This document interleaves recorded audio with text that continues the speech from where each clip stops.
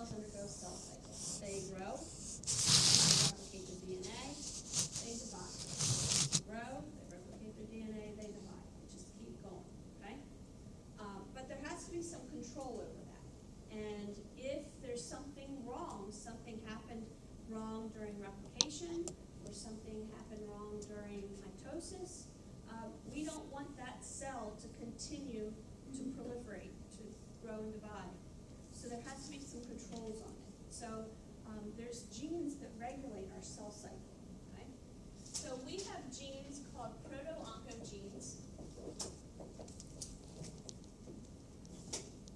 and their products help control the cell cycle. Basically, they tell the cell cycle, keep going, everything's okay. So proto-oncogenes act kind of like the gas pedal on a car. So cell cycle can keep going. Okay? We also have genes called tumor suppressor genes.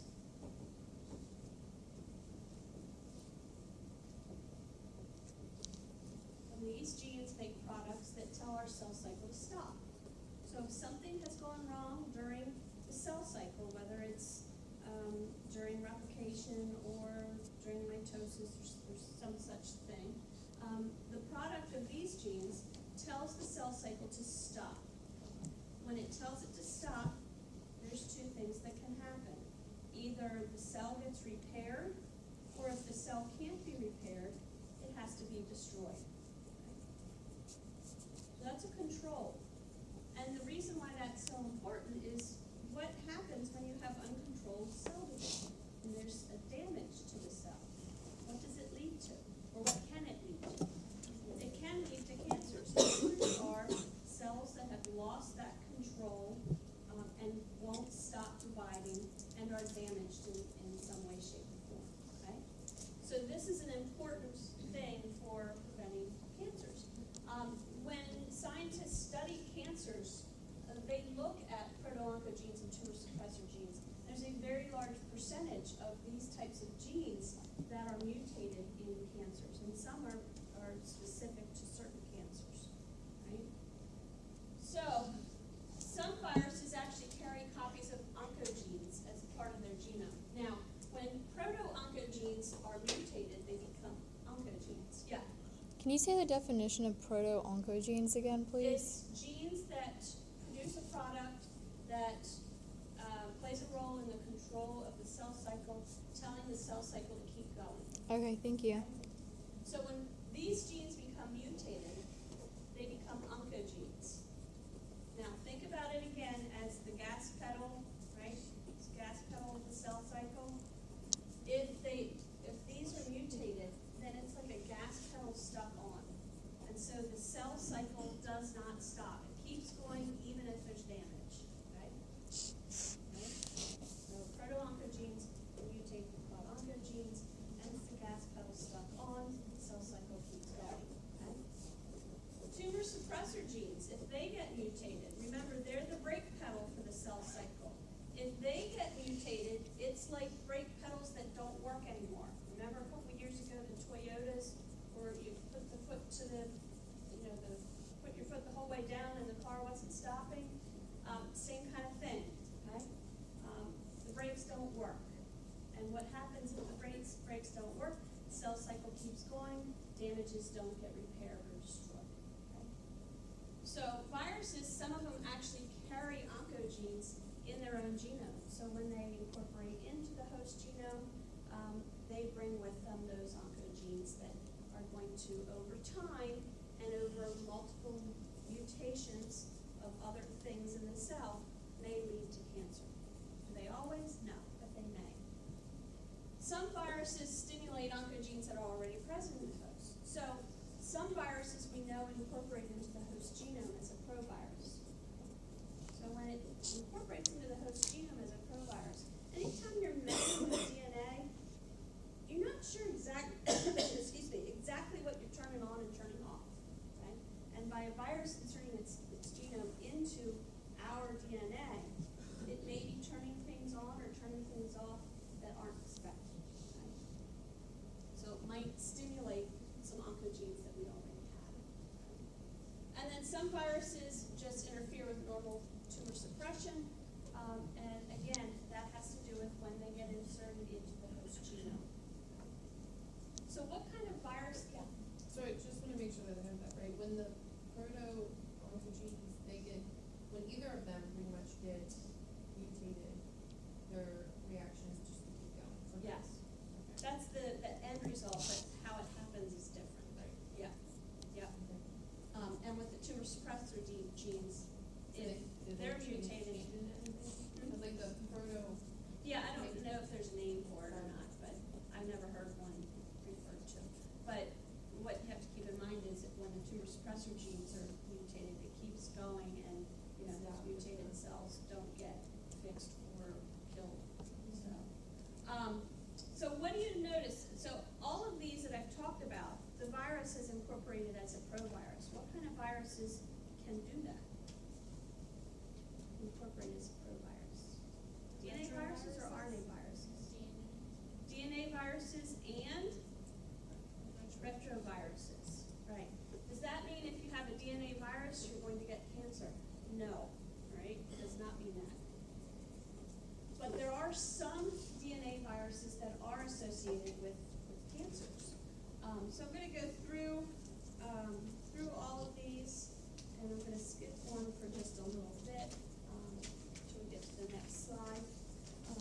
But Epstein-Barr virus can be associated with cancers. Now, don't panic. It's also associated with mononucleosis. It doesn't mean if you have mononucleosis, it does not mean that, okay? So don't panic. But there are situations where Epstein-Barr virus, which is a DNA virus, can be associated with cancers. Cancer called Burkitt's lymphoma, which affects generally small children. It's a tumor of the jaw, and I think it can affect the liver and something else as well. I can't remember. It can also be associated with certain nasopharyngeal cancers. I'm going to skip the Epstein-Barr for just a moment. And hepatitis B virus is actually associated with 80% of all liver cancers. When I say liver cancers, I mean primary liver cancer, not something that metastasized into the liver. So cancers that originate in the liver, about 80% of them are associated with hepatitis B virus. And all three of these are DNA viruses, so they have the ability to incorporate their DNA into the host genome. Okay?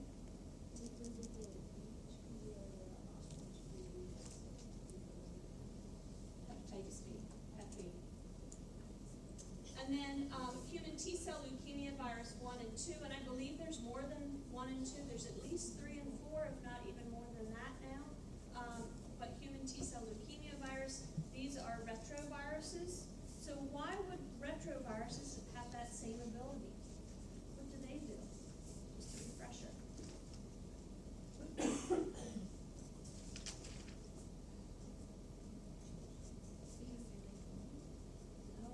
Well, are they DNA or RNA viruses? They're RNA viruses. They have to undergo reverse transcription to become DNA, and then what can they do? They can become a provirus incorporated into the host genome. So human T-cell leukemia virus causes certain types of leukemias. Okay? Now I haven't touched on human papillomavirus yet. Not all human papillomavirus is associated with cancer. As I've mentioned before, there's over 100 strains. Only between 30 and 40 of them are sexually transmitted. And of those sexually transmitted ones, not all of them are associated with cancers. When you talk about, excuse me, human papillomavirus, 99.7% of all cervical cancers are contributed or have been associated with hepatitis. Let's start over. 99.7% of all cervical cancers are associated with human papillomavirus. Sorry about that. So, honestly, I'll be quite honest, I don't know a lot about the Cervarix vaccine, but the Gardasil vaccine is a quadrivalent vaccine. What does that mean? Covers for 4 strains, exactly. So it covers for strains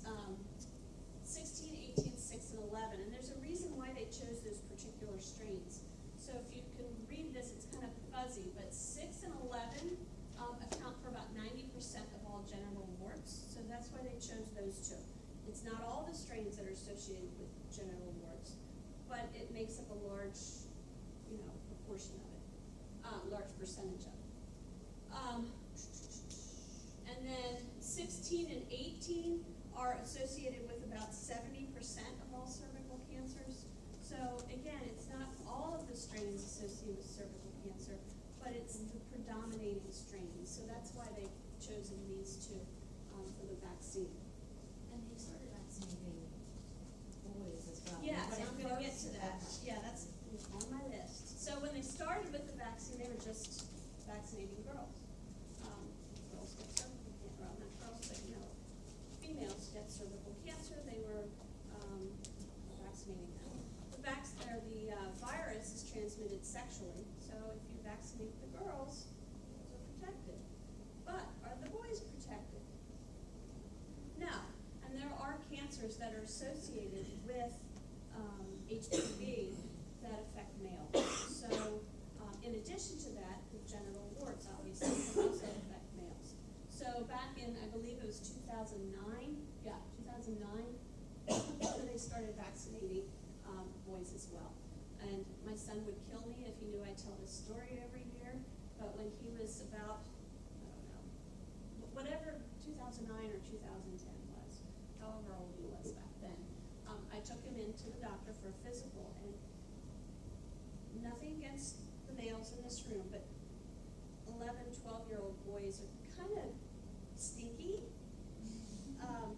smelly, their feet stink, and he had like 7 warts on his feet, right? Because he didn't wear socks and his feet were sweaty, and sorry guys, nothing against you guys, but I just didn't know my son. And he had all these warts on his feet. So I took him in and I said, can you freeze those things off? Because they're disgusting. So the doctor froze the warts off his feet. If you've ever had that done, it's not pleasant. And anytime you have anything done to your feet are really, they're sensitive. So my poor son he was not happy, but I'm kind of the rip the Band-Aid off kind of person. So I said to the doctor, while we're at it, let's get him started on his Gardasil. So doctor went out to talk to the nurse and so forth.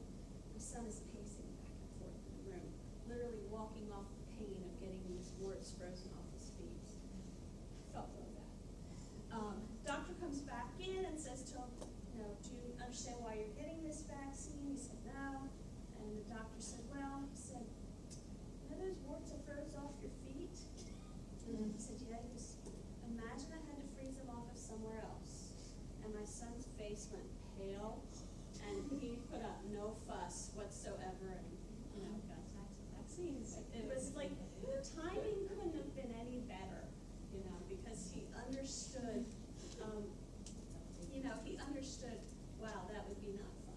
So anyway, so. How does the vaccine work? Do you actually put HPV in your body? No, I don't think so. I'm not 100% sure, but I think it's just a kill vaccine.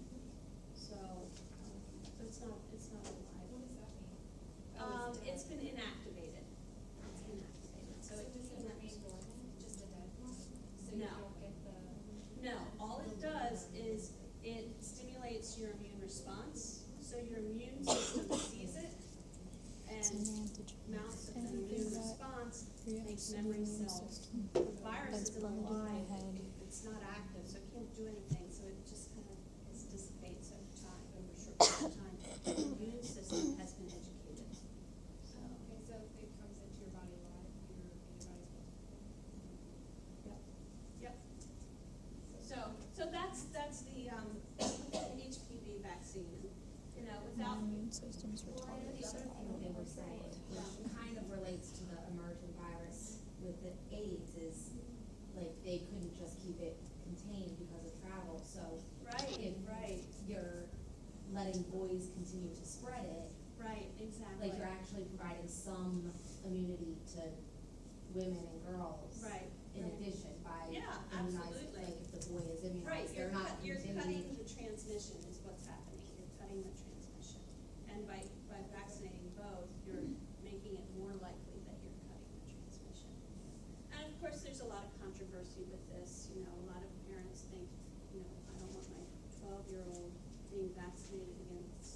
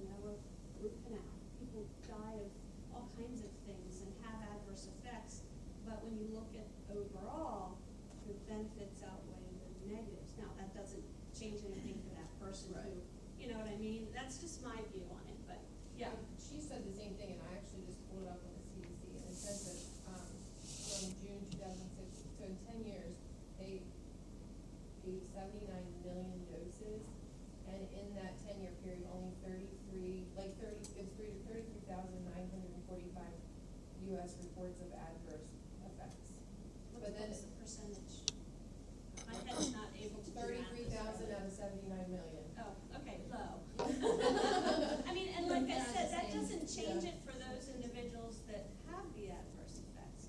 But when you look at it in a big, global, epidemiological way, it's minimal. It's just not minimal to the Yeah, individual, and then you know? it even goes on to say that it's difficult to determine whether or not HPV was actually the cause of The that. causes of, yeah, so, no, anyway.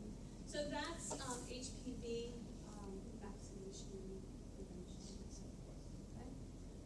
But there's definitely a direct link between HPV and cancers, both cervical and I forget which cancers in men, but there are several cancers in men. Do you know why people like, there's, They don't, yeah, and there's one or two others, but, yeah, there is, like, I was too old, they just wouldn't give it to me. yeah, They're like, yeah. like insurance wouldn't cover it, is there a Yeah. reason, or are they just assuming, if you've been exposed, you've probably already been exposed, and why bother now? Your doctor can do a HPV test on you to see if you have They it. just, like, insurance just won't cover it, like. So your doctor can do, it's I like mean, a under test to certain see, age, you right? even Yeah. have HPV in Yeah. you, and at a certain point, it's like, you probably have been exposed, and if you're not I sure. mean, HPVs are very common. That's, I was assuming that's Yeah. why they were, Yeah. no, Yeah, you get to a certain age and they're like, well, you know, Because I'm too old too, and they just HPV test me, so it's Yeah. like, okay, you don't have to have pap smears every year, because you don't show so, wow. yeah. you don't? What? If you Oh, no, have- wait, now I wanna know If more, you we'll talk have, like, after if class. you're in a monogamous relationship, aren't showing HPV and get above a certain age, they won't do a pap smear. I need to write this down. Depends on your doctor, I think, too, some doctors are. Interesting. Huh, Right? It's good to know. All right, so moving on, we have thyroids and prions, and this is the last thing that we're gonna do in this PowerPoint. Again, I think we mentioned thyroids and prions before. They aren't viruses, but we talk about them with viruses because they're small infectious agents that aren't living. So there's really no other place to talk about them other than with viruses. So I don't have a lot of information for you on viroids. They're just uncoded pieces of RNA, and they tend to be plant pathogens, not a problem for us. Prions are another story. Prions stand for proteinaceous infectious particle. It is an infectious protein, which is a kind of weird thing. Usually we think of proteins as being easily destroyed by high temperatures and harsh chemicals and so forth. But these infectious particles, these protein infectious particles, are basically they're damaged proteins. So if you remember back in general bio, you learned about the primary, secondary, and tertiary structures of a protein. So protein is that linear sequence of amino acids, then has to get all folded up in a particular arrangement. These are folded wrong, so they don't work right because they're folded wrong, okay? And because of that, high temperatures don't inactivate them, don't denature them. Harsh chemicals and solvents and so forth don't get rid of them either. They're really tough. And they're basically an abnormally folded version of a protein that can be normally found in the brain. Okay? And so what happens is people who get infected with prions, why they're considered infectious is because when they come in contact with the normal protein, normal version of the same protein that's in your brain, they cause the normal ones to be misfolded and become, abnormal.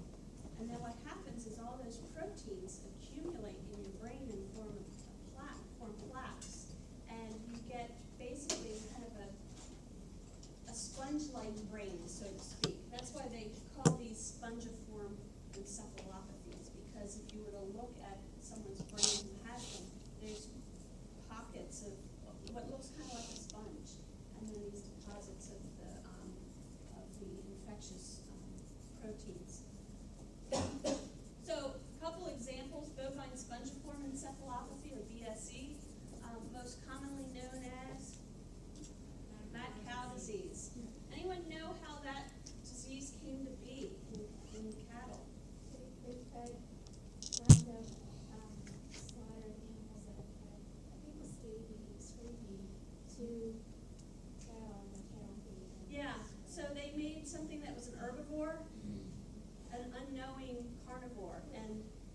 what was ground up was brain material and so forth, which is where you're gonna It find was the. animals that were not fit for humans. She's still talking about It was a BSC. big problem in England in the eighties, and I don't know if we're allowed to get meat from England yet. We may have just started being able to, but there was a period of time where there was no beef imports from England. It causes mad cow disease. Yeah, it was pretty bad. It can cause variant Creutzfeldt-Jakob disease in humans. That's when we eat contaminated beef with, from a cow that has mad cow disease. There's also Creutzfeldt-Jakob disease, which is genetic in nature. So there's actually a form of it where it's based on your genes, and it's not an infectious type of disease. All the other ones are infectious. So we also have things like Kuru. Kuru was found in Papua New Guinea. There's a tribe of people that live there that had this weird disease, and the tribesmen called it Kuru, which meant laughing disease. The individuals who had it was very much a neurological type of condition where they would laugh kind of uncontrollably, but yet they had this very blank expression, and their gait was off when they walked, and they didn't have the coordination and so forth. Scientists went and tried to figure out what it was, found out it was a proteinaceous infectious particle, and they found out the reason for it had to do with a cultural behavior. So in their culture, when your loved one died, you ate their brain. Where do you find prions? Brain. So you're spreading it. So, I don't want to make too light of this situation, but, how do you tell a culture that's been doing this for hundreds or thousands of years, this is disgusting, you can't do this anymore, you're spreading disease? It takes a little while for that type of behavior to change. I do have, and you don't have to know this, but I thought it was kind of interesting, the last known case, where is it? Last sufferer died in 2005. So it took a while to get rid of this, because the Did scientists you went get over, what I think it was the this causes in 1950s, they went humans? over to try and figure out what this was, so it took a while. Scraping is found in That's in sheep. cows. And chronic wasting disease is a prion disease of things like deer and elk and so forth. A student in my other class said it's extremely Oh. common in Maryland, which I wasn't aware of. I live in Delaware. And apparently there's extremely serious, I don't know if it's fines or serious consequences if you transport a deer from Maryland into Delaware or Pennsylvania, which I'm not a hunter, I don't know anything about that, but I thought that was kind of interesting that it's so prevalent in Maryland.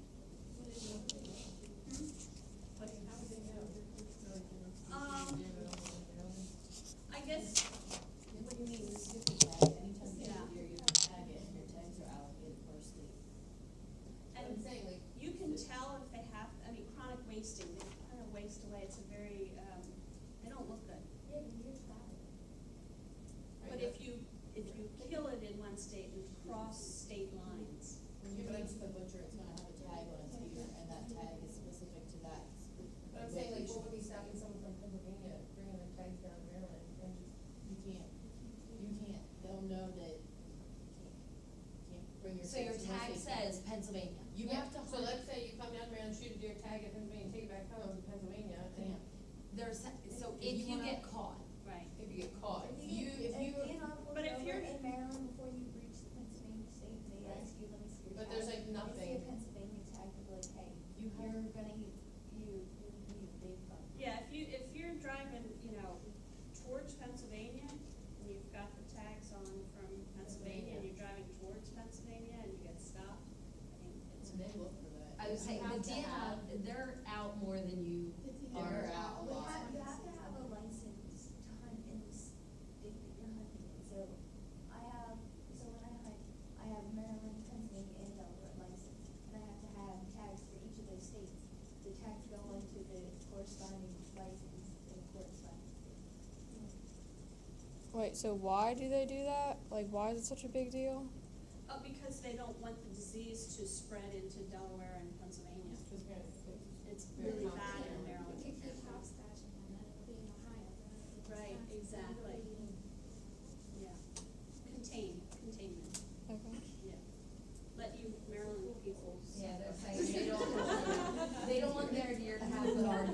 she's talking about. Yeah. All right, so that's viroids and prions. So what are you guys going to watch? Now you're gonna have a lot of stuff to watch, guys. If you didn't watch this one. This one, the other class informed me that I thought this was still. I had an Ebola one up for a couple of years after the Ebola epidemic, but apparently I switched it, and this is Zika. But because I had told the other class don't watch it because I thought it was on Ebola, and I wanted to stick with the most recent current thing, I'm just not going to have you guys watch it. If you want to watch it for your own sake, watch it, but I'm not going to test you on this video. This one, yes, definitely. Right? Right? All right. And you can find that Nathan Wolf video not only on the PowerPoint, but if you go here, I have a link right here for it as well. Okay?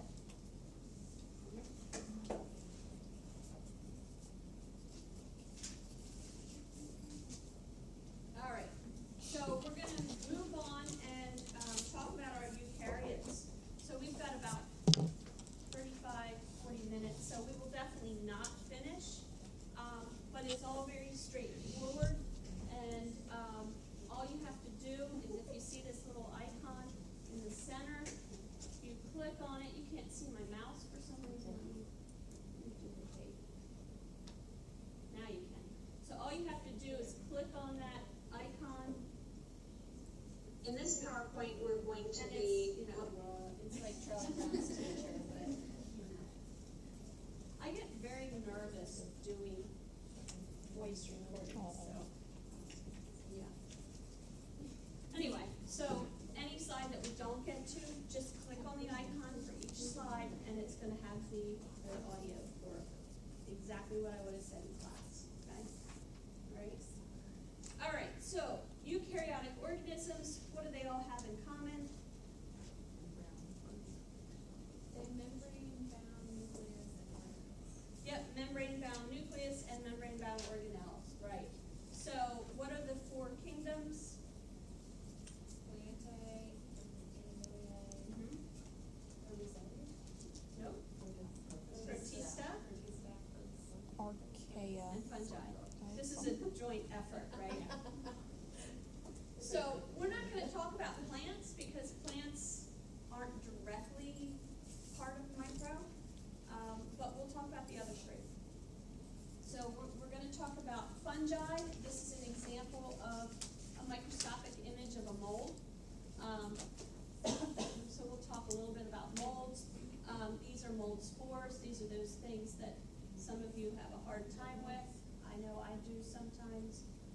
They're very small, very lightweight, and if you're allergic to them, you have a lot of sensitivities to when it starts to increase. I know my husband, days like this, for some reason, this brings out his allergies. What happens when you're inhaling? Because yesterday What? we had a sand table and they opened it and my gas was like, that is black mold all inside of it. For my kids. We didn't have to wash our hands, so I was like, what happened? It was bad. Were you outside? Yeah. It was in a sand table, a water table. Yeah. I mean, there's all kinds of black mold. It's not all black mold. It's not black mold. It's not all the same. But if you're outside, you're fine. That's my thought. When it's inside, that's a problem, right? I mean, yeah, inside it's not. You don't want a lot of. All houses, all buildings are going to have some mold spores. I mean, mold is so ubiquitous. It's so common that you're going to find it everywhere. You just don't want huge amounts of it, and you don't want certain types of it. So, but yeah, clean that thing out. Yeah, that'll work. Throw a little bleach in there and clean it up. It'll be good as new.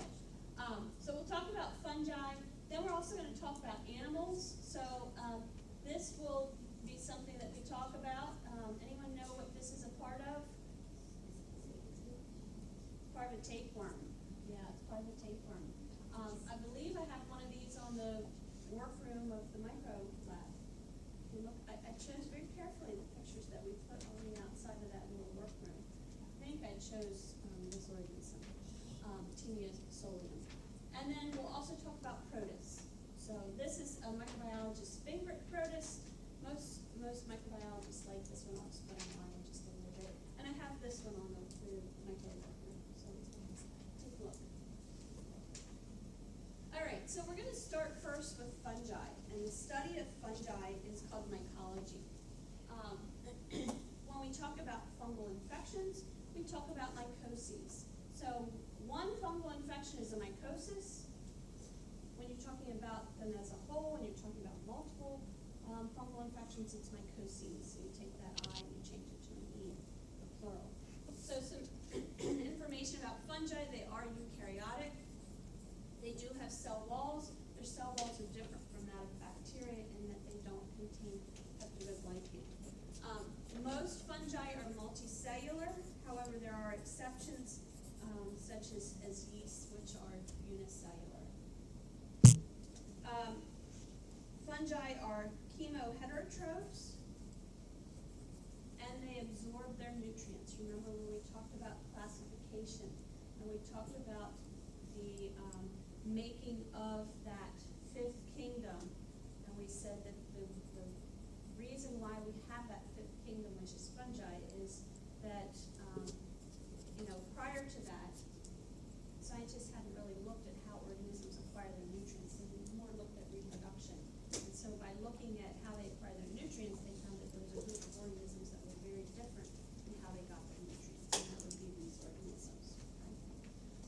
They are more resistant to osmotic pressures than things like bacteria are, which means that they can grow in high salt concentrations as well as high sugar concentrations. And they can also survive not only in moist environments, but also in dry environments. So they're very resistant to osmotic issues, osmotic change.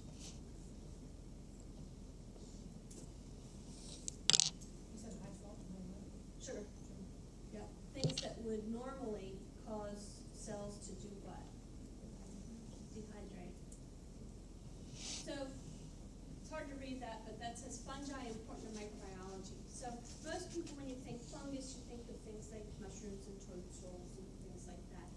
Microbiologist thinks more about molds, yeasts, and if they're maybe an environmental microbiologist, maybe they would also think about lichens.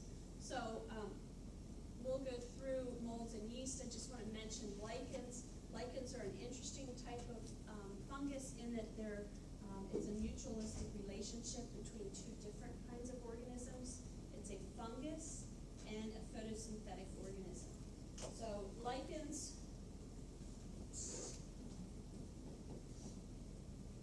are made up of a fungus, a photosynthetic organism. That photosynthetic organism can be an algae. What type of organism are algae? No? Nope. They're an algae. What kingdom? Protista. Or the photosynthetic organism can be photosynthetic bacteria. What do we call them?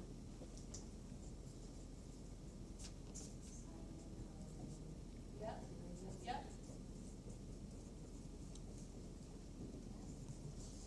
And it's a mutualistic relationship. So basically what happens is that the fungus protects the photosynthetic organism. It produces pigments that help protect it from certain ultraviolet rays. And the photosynthetic organism provides what to the fungus? Energy, food. Remember, what's photosynthesis do? Makes food, right? So it shares it with the What did you say? fungus. You said the focus. It protects the photosynthetic organism. So I'm going to move on to the molds. And when we talk about molds, this is what a mold would look like on a plate. They're kind of fuzzy looking. I'm sure everyone's seen molds and so forth on their bread or cheese or something like that. And I'm going to tell you why I personally, if I see it on my bread or my cheese, I throw the whole darn thing out. Had this whole conversation with my husband 2 nights ago. I had this nice big hunk of cheese, found a big old thing of mold growing on it, and I said, oh well. I went to throw it out, he goes, wait, cut it off. And I looked at him and said, just talk about this in class. Tossed it right out. It's up to you what you do. But, so when we talk about molds are gonna be multicellular, and they have structures called hyphae, which are simply just filaments of cells. So we usually think of a cell as the main unit of any organism, not so much with fungi. Cells are not the primary unit of a fungus. The reason for that is the fungal cells tend to have pores between them, allowing for cytoplasm to flow between cells, and in some cases the nucleus even flows between cells. So they're not distinct entities in fungus. It's kind of a weird thing. What is a distinct unit are these hyphae, which are just long filaments of cells. Okay? When you look at them microscopically, they look kind of like branches on a tree. Okay? You probably saw that when you looked at some of the fungi in lab from that eukaryotic lab.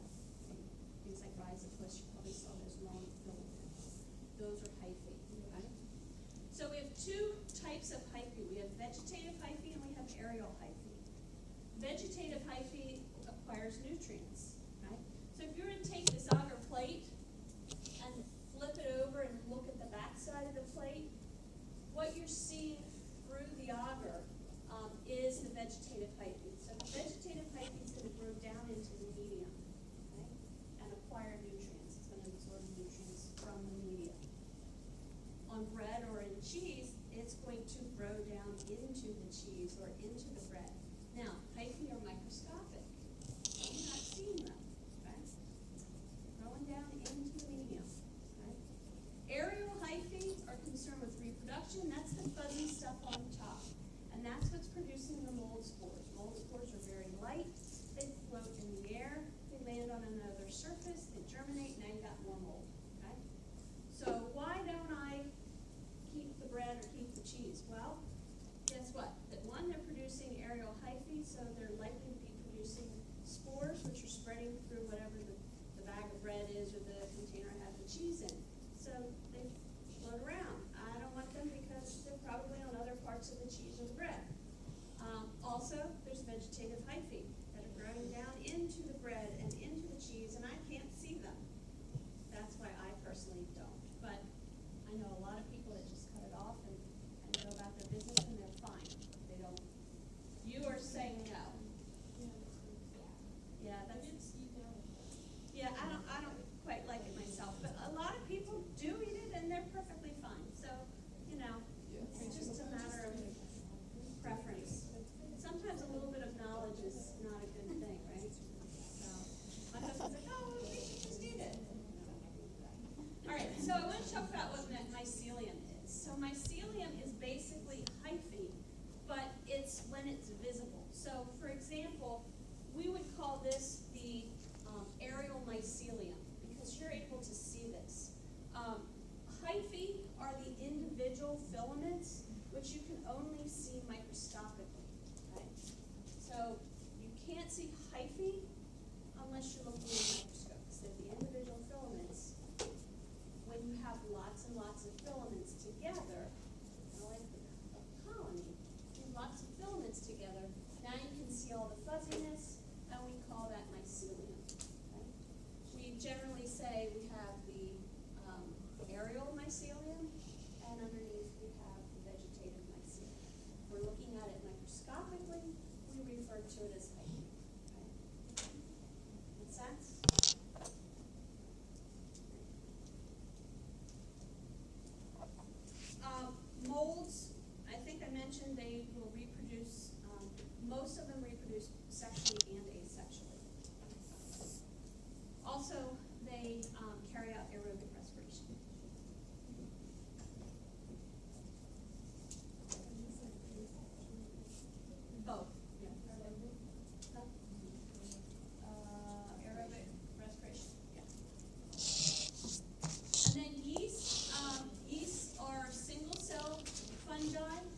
filamentous, so they don't produce hyphae. They produce something called pseudohyphae, but we're not gonna go into that, so you don't have to write that down. But they don't produce hyphae.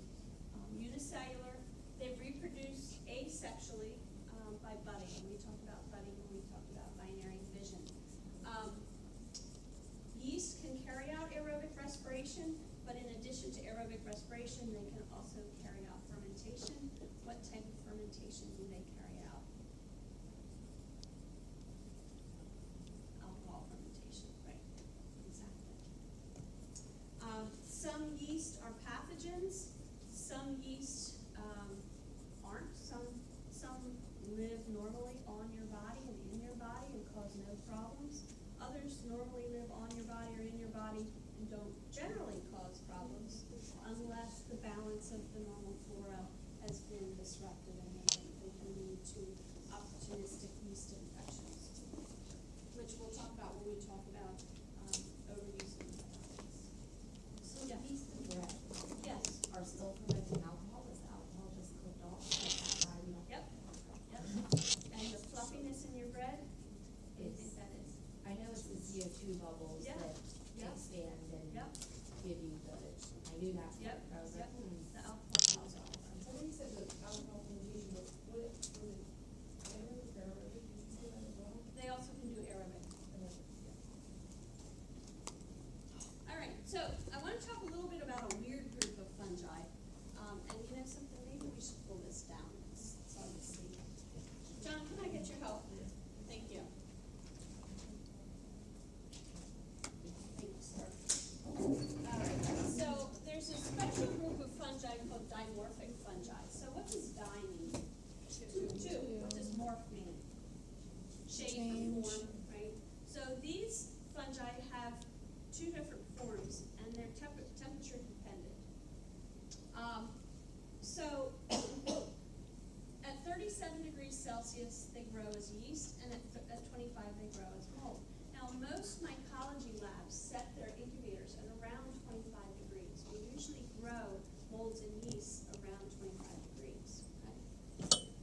We also, in a microbiology lab, like to correlate smears with cultures.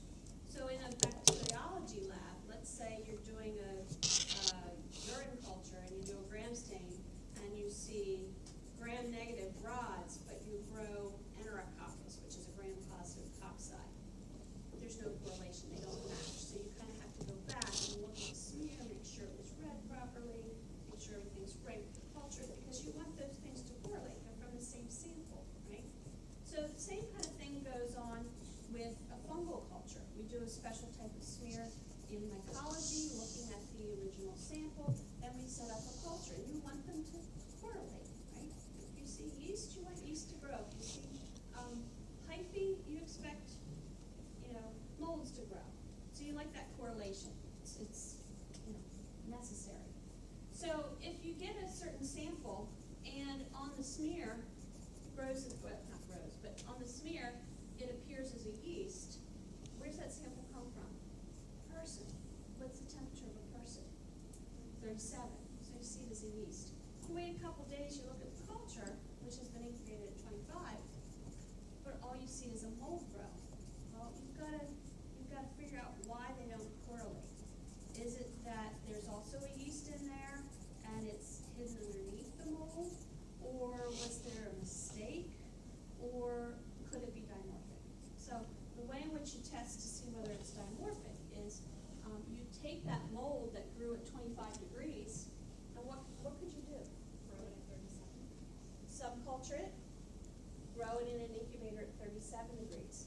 If it converts back from a mold to a yeast, it's dimorphic. So some people have said, well, can't you just set it up initially at both temperatures? No. You have to be able to show that it has converted directly, taking a mold sample, inoculating it, and converting it back to a yeast. Okay? So I just have a couple of examples up here. I don't know if you've heard of any of these. Blastomyces dermatitidis, Coccidioides immitis, Histoplasma capsulatum, and Paracoccidioides braziliensis. But all four of these are dimorphic fungi.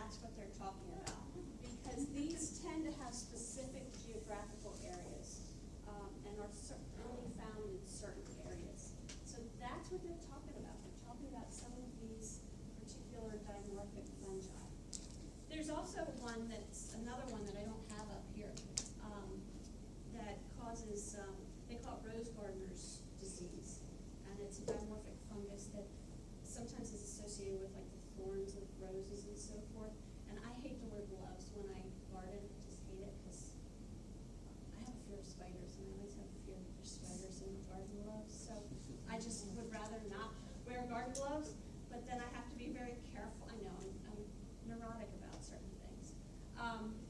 Then I have to be very careful because, you know, it's not pleasant when you get poked by a rose thorn, so then there's always that one. But what if there was a spider in the soil? Then I just scream and look Run. ridiculous, but I've never been able to watch Arachnophobia because I'm the same, yeah. Yeah, so I don't, it's very rare. Spiders being in the glove and now, Yeah, I've actually turned I gloves only- inside I out only before. laugh Just because ruined my life. my parents have a wood burning stove. Yeah, And that is their primary heat source in the Yeah. winter, so you have to remove large quantities of Right, fire. right, My dad right. would make me wear gloves, yeah. but I would make him turn my gloves inside out to prove that there was spiders. If I wear Because the gloves, I gloves do are the like exact same stitching thing. right along the finger that can easily be mistaken for something else. See, my neurotic behavior is not alone. Fear, you know. But I still put them on. Phobias are, you know, what can you do? What can you do? All right, so any questions on dimorphic fungi? Yeah, I'll take my chances with the dimorphic fungi over spiders. All right, moving on to the protists. So, kingdom Protista, what protists all have in common is that they don't fit into any of the other three kingdoms of eukaryotes, right? So I don't know if it's your class or the other, I said they're kind of like the island of misfit toys. Anyone know that reference? Okay, a couple of you do. So, what is it? Rudolph. So they don't fit in, right? They don't fit the definition of plant, they don't fit the definition of animal, they don't fit the definition of fungus. So, but yet they're still eukaryotes, so they're their own kingdom. But we do divide them up into plant-like protists, fungus-like protists, and animal-like protists. They aren't plants, they aren't animals, and they aren't fungus, but they have some characteristics that make them similar. So the plant-like protists would be our algae. Algae can be unicellular or multicellular, depending upon the algae. So for example, green algae, most green algae I believe is single-celled. There's red algae, there's brown algae, which would be things like kelp. Most people think kelp is a plant. Kelp is an algae, and it's a protist. So it's a multicellular structure, but it's still a protist. So not all protists are single-celled. Some are what we call dinoflagellates. These are kind of a crazy group of organisms. There's one in particular that's associated with a lot of fish kills from like the Delaware Bay the whole way down to the Gulf of Mexico, and it can be quite nasty, not only affecting the fish, but can also release neurotoxins that can attack like fishermen and so forth. It can be kind of nasty. The fungus-like protists are broken down into slime molds and water molds. The water molds, a good example of a water mold would be the organism that caused the Irish potato famine.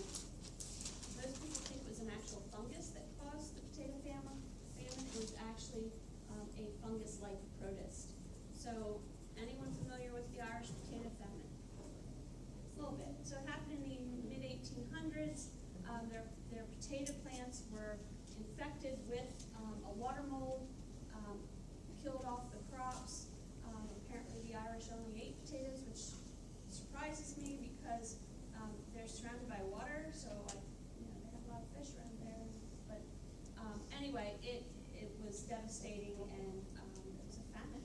A lot of people died, and a lot of people immigrated to the United States at that time. So that's when our influx of Irish came into the country. That's when my dad's side of the family came over. I spent 22 hours in Dublin a summer and a half ago, a whirlwind trip.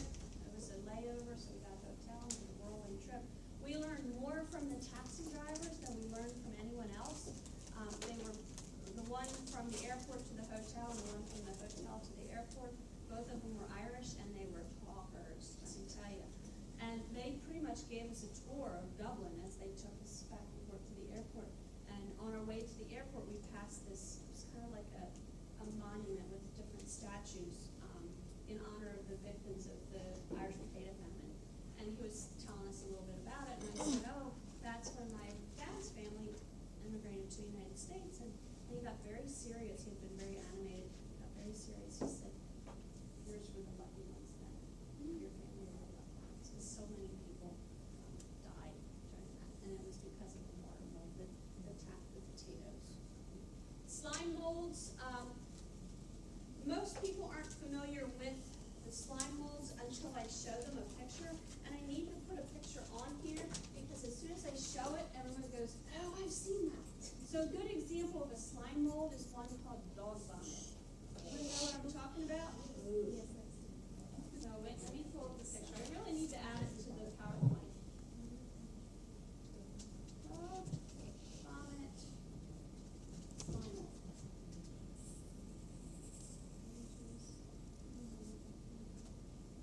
You guys ever see this? Yes. Yeah, that's called dog vomit, but it's not. It's a protist, and it's colonial. It lives in a colony. It's like dog vomit. So, yeah, I need to add that to my PowerPoint. That's going to be my job over the summer. Put dog vomit on my PowerPoint. Okay. Whoops. And then the last group is our animal-like protists, and these are the ones that we're going to concentrate on. So these are animal-like protists we refer to as protozoans. Proto means first, zoan means animal. They aren't first animals, but they are animal-like, and there is a link between protists and the evolution of animals. But they aren't animals; they're just animal-like, and we refer to them as protozoans.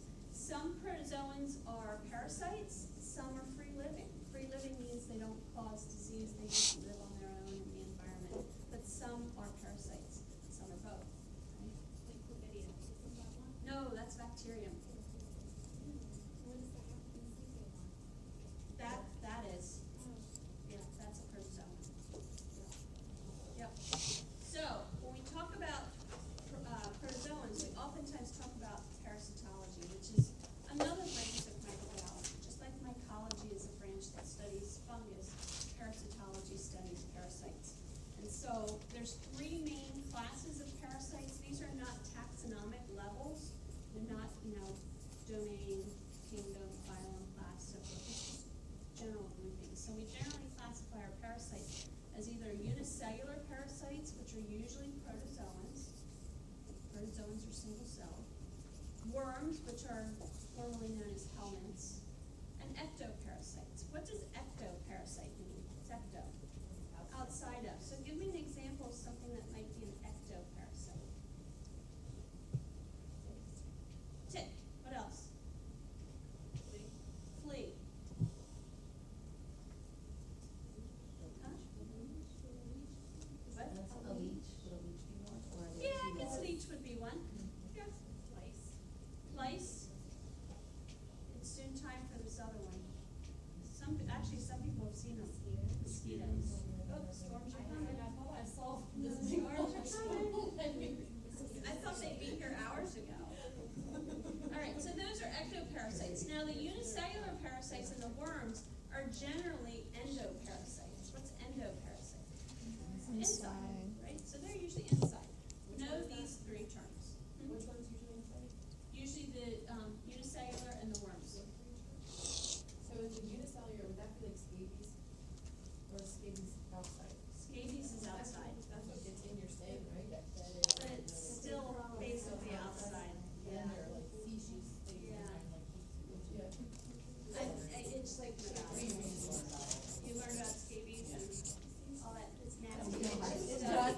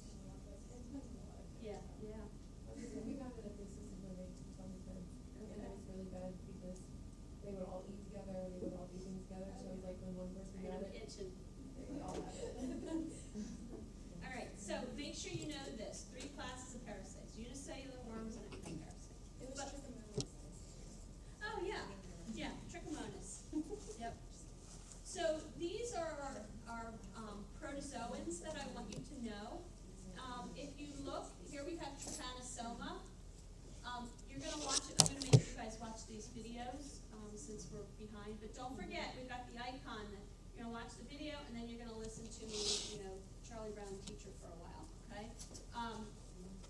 Trypanosoma you should recognize, you looked at it in lab. The video is about the species of Trypanosoma that causes Chagas disease.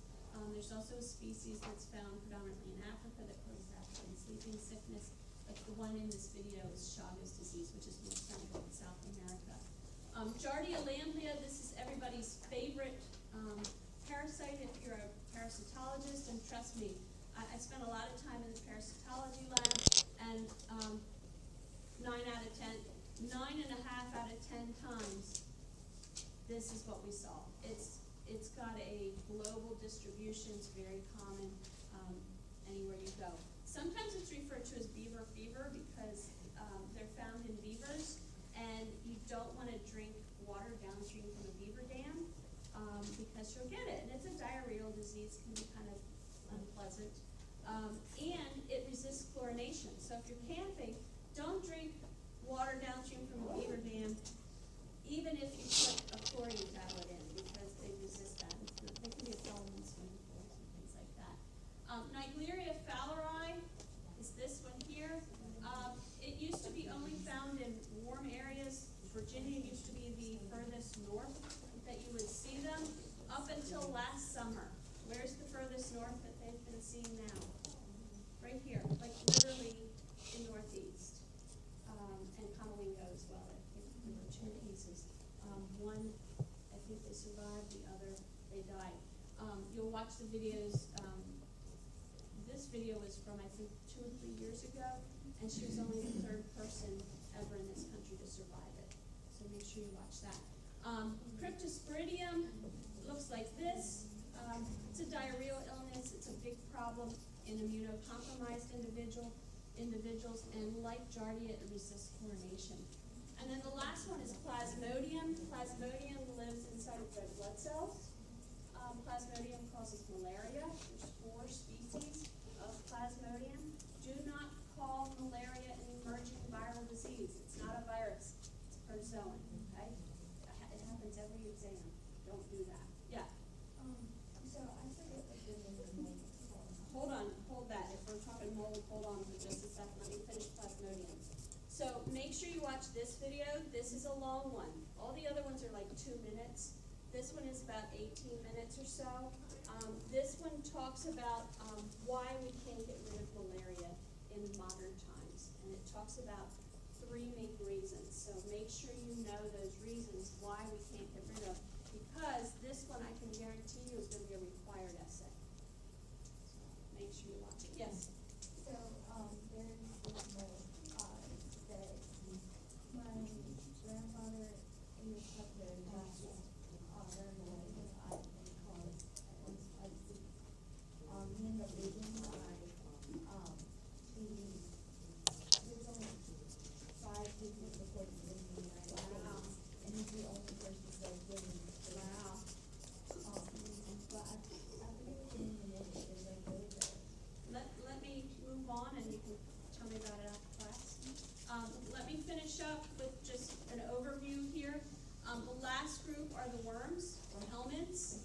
I have them broken down into flatworms and roundworms. There should be a number 2 next to roundworms. Flatworms are called that because they're flat. Roundworms are called that because they're round, right? Flatworms get divided into flukes and tapeworms. Flukes are kind of, they're flat, but they're almost shaped like a leaf. And this is actually a mating pair of Schistosoma hematobium flukes. I always say that it's kind of like a hot dog and a hot dog bun, the male being the hot dog bun and the female lays in there. They live in our blood vessels. Hematobium, Schistosoma hematobium specifically lives in the blood vessels around the urinary bladder. Tapeworms, Taenia saginata, Taenia solium. Make sure you watch them, the video on this. Make sure you listen to this. Roundworms, I have 2 examples here. Make sure you watch the videos. And then the last thing I have are the arthropods. These, some of them are ectoparasites. Some of them are vectors, meaning they carry an infectious agent from one place to another. And some of them are both. So for example, something like a mosquito transmits certain infectious agents from one place to another. So some of these are both vectors and ectoparasites. Yeah. Are these still protistas? No, this is the third group. So these are the these are the protozoans, these are all parasites. We moved on to parasite as a kind of a general grouping. So these are protozoans, so these are protista. These are animals, these are helminths, these are worms. And then these are also animals, these are arthropod vectors and are ectoparasites. So they correlate with that slide that talks about parasites are divided into 3 groups. Okay? And then the last 2 slides, again, listen to the audio. Talks about with parasites, a parasite is one that benefits while the host is harmed. And we talk about definitive hosts and intermediate hosts. Some parasites require more than one host, and if they reproduce sexually and asexually, they will have a definitive host and an intermediate host. So make sure that you listen to the video for this one. And then this is just some interesting characteristics of parasites that make them difficult to